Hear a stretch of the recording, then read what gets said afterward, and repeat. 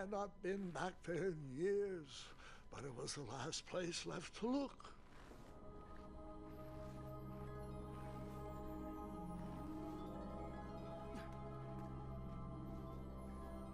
Those lost wishes weren't the treasure I was after.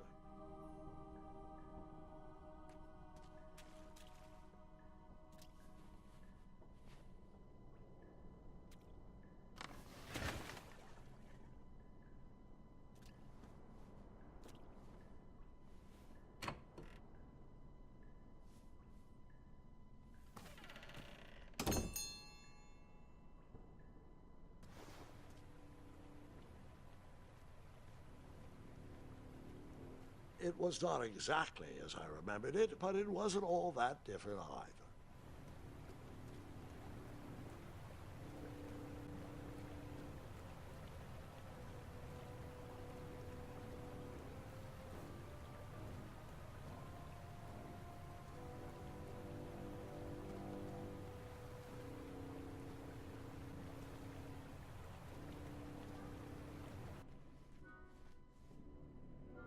Two odd contraptions guarded the lost treasure.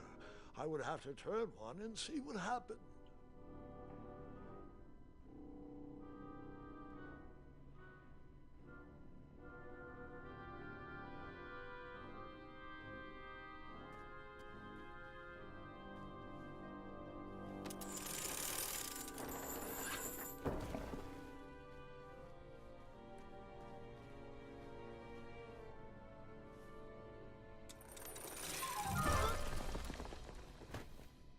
And that's what would have happened if I turned the left switch.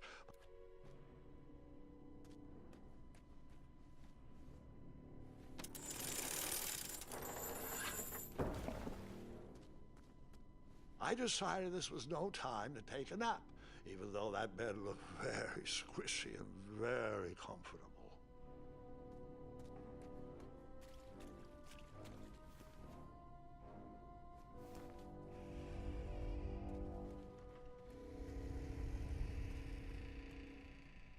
Buckets, barrels, butter churns, and beds were jammed into every nook and cranny of that cave.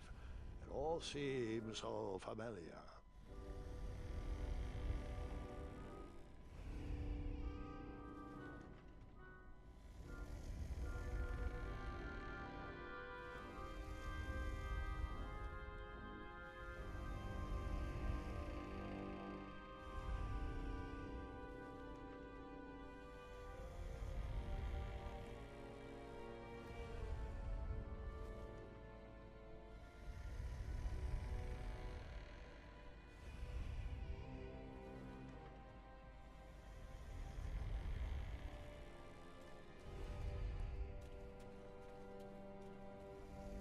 Even though the bed was very comfortable, this was no time to hide under the covers.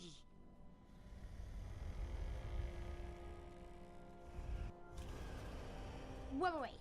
Hold on, Grandpa. I don't remember this part of the story. Beds hanging from stalactites? We'll get there, Gwendolyn. Don't worry. No detail in this story will be overlooked. Now, where was I? Ah, yes.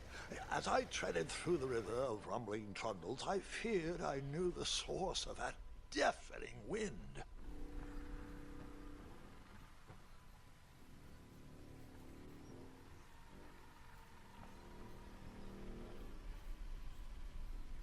Nestled beneath a slumbering pile of teeth and claws was... Fabled mirror. Oh, so you remember this part of the story.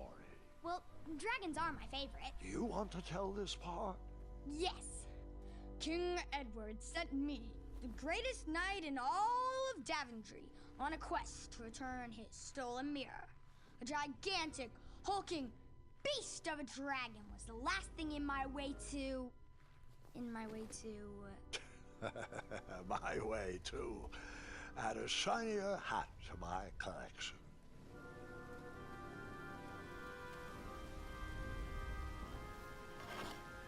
I tried to turn that crazy contraption, but it was missing a handle. Someone tampered with it, creating some silly conundrum.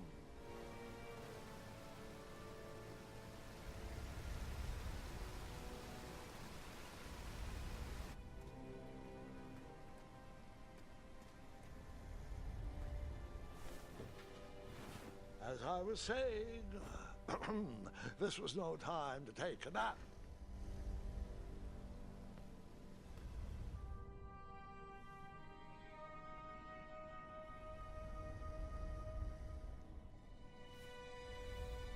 So, the missing handle was booby-trapped? What did you do? Well, I used my cleverness to outsmart the trap.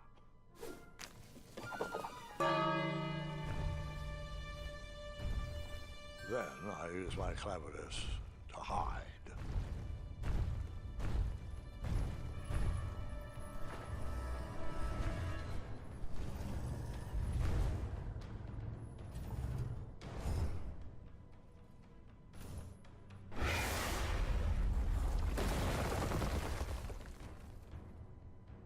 And that's how I knew the dragon appreciated my good taste. Grandpa, another pun? Well, we are just getting started.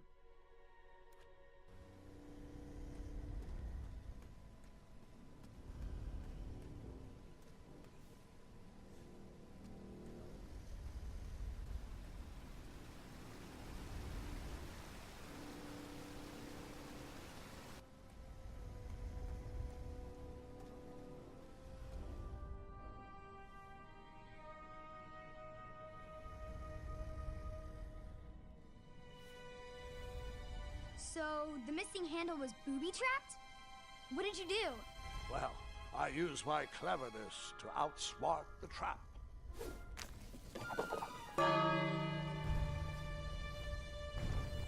Then I used my cleverness to hide.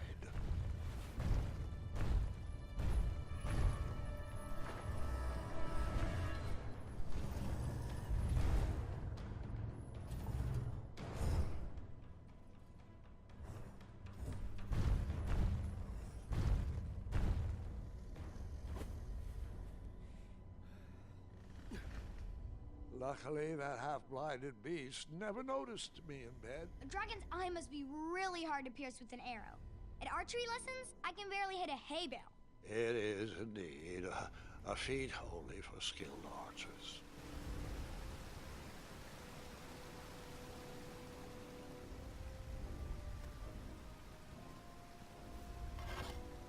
I tried to turn that crazy contraption, but it was missing a handle. Someone tampered with it, creating some silly conundrum. What did you use?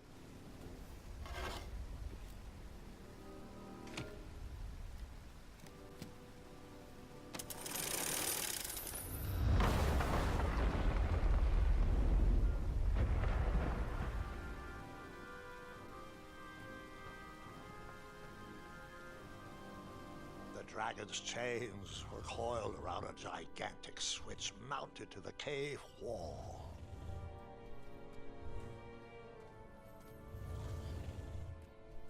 This cave seemed to be filled with failed adventures.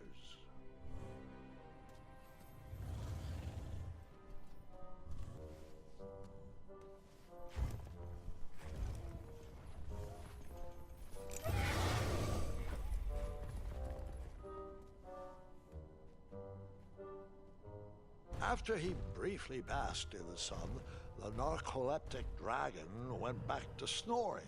I probably sleep all day too, if Amira was my only friend.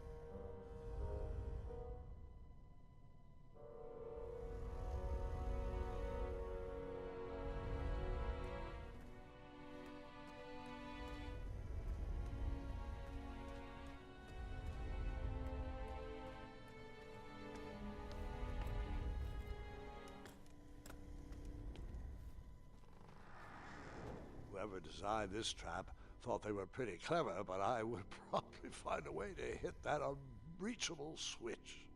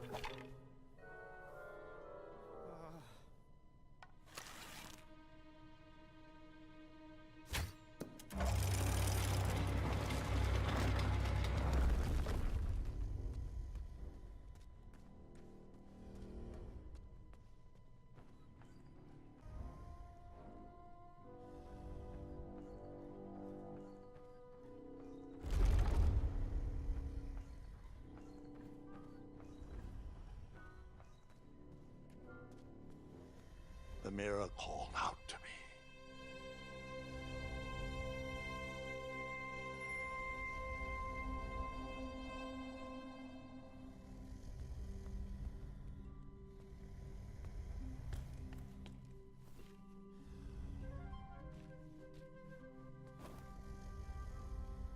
A ridiculous feeding contraption was cobbled together to keep the beast and probably its owner alive.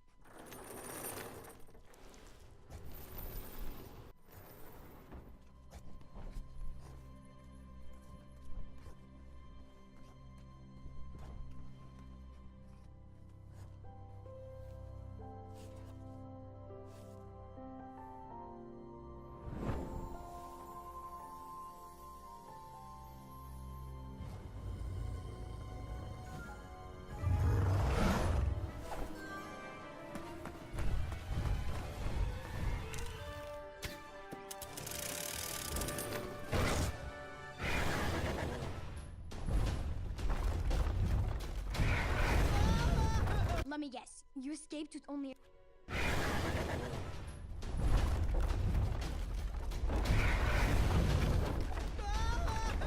Let me guess. You escaped with only...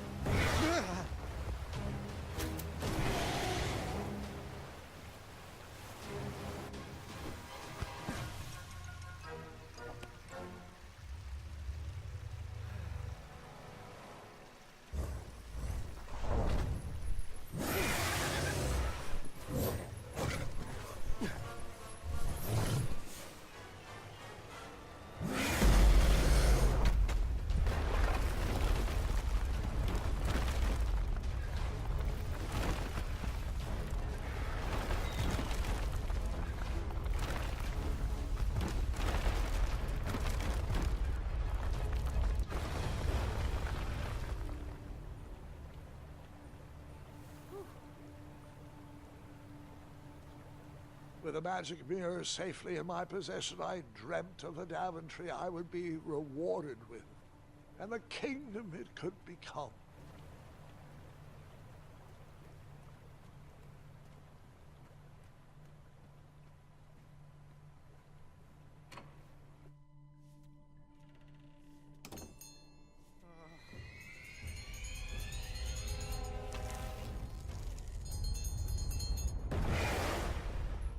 In that split second, I had three choices in front of me.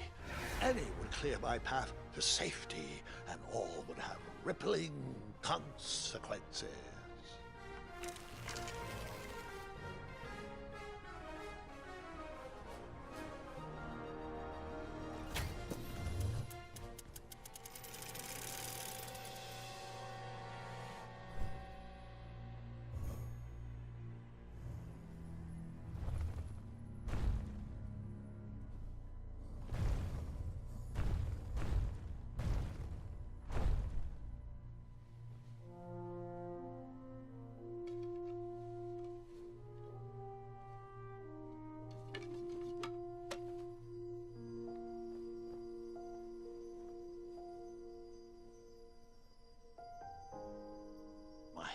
Were shaking and my arms could barely grip the rope, but with the last of my strength, I climbed out of the well and headed back to the castle.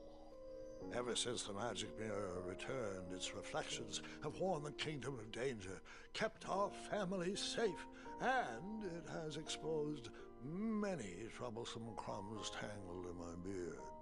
Yeah. King Edward was so proud that you returned his lost treasure that he made you king. Everyone knows that part.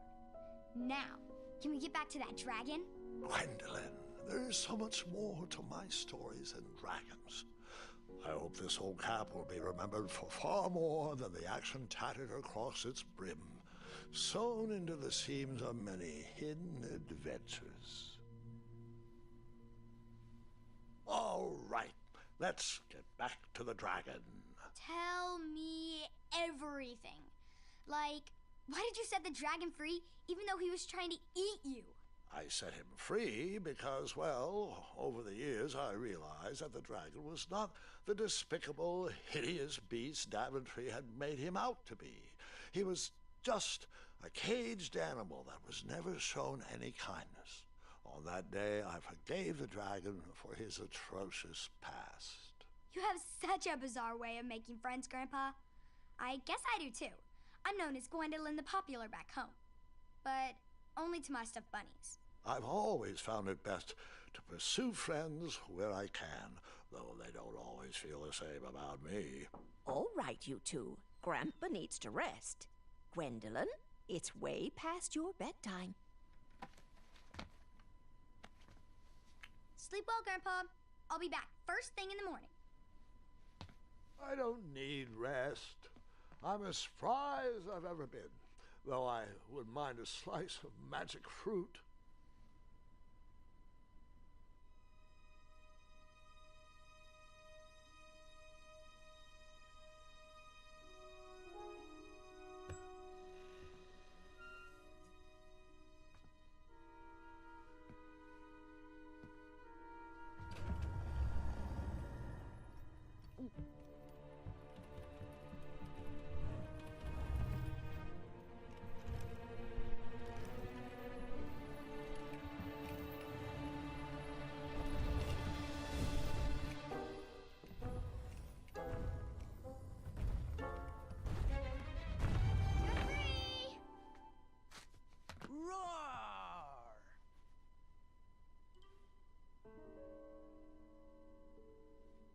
Well, hello, cousin.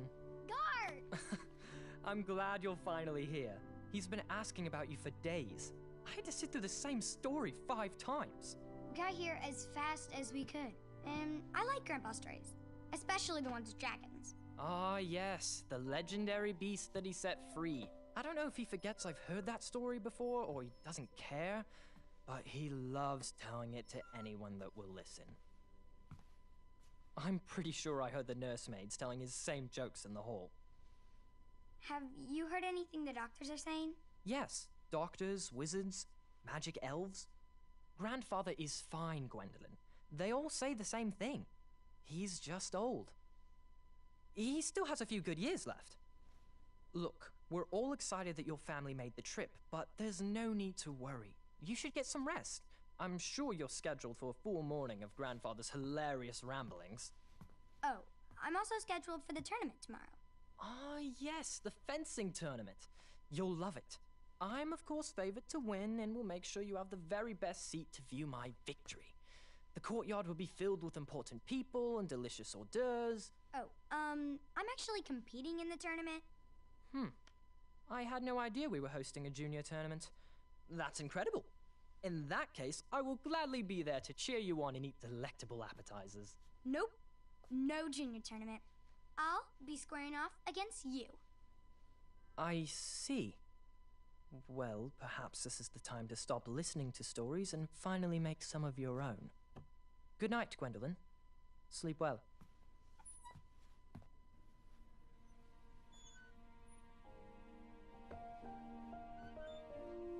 You can set those on the nightstand.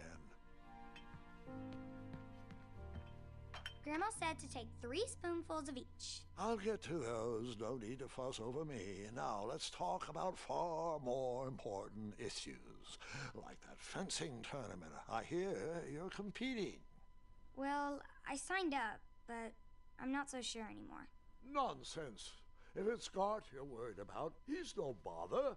After all, I only learned that you entered after he complained about it all morning. Threatened, I'm guessing. There are many ways to win a duel. I, for one, have always been fond of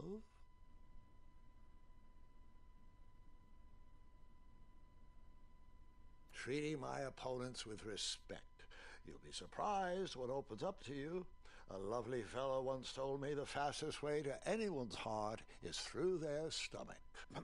Speaking of, that reminds me of a story. One I know you haven't heard before. When I was a much younger lad, before I was a knight, before I'd been to Daventry, and even before I'd seen a dragon. It's a tale about a tournament that changed my life. It is a long story, but I shall tell it briefly.